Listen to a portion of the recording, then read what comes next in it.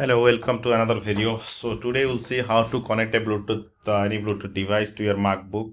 So any MacBook like M1, M2 or M3. So I'm using an M3 system.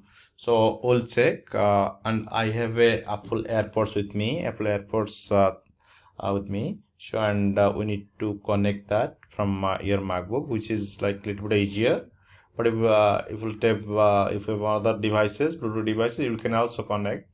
So if you want to connect, let's go to your Bluetooth icon, click on this Bluetooth setting. Now see as no Bluetooth device is there. So what we'll do, you will hold on the back side. There is a circular button. You need to hold in your AirPod.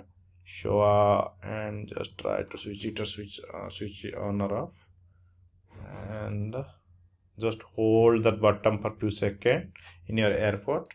You see now it's getting, now it's showing. So now click on this connect.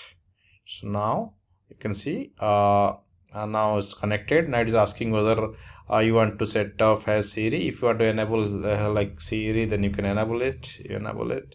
Otherwise if you don't want Siri to do set off in your app like AirPods, you can cancel it. Okay, thanks for watching.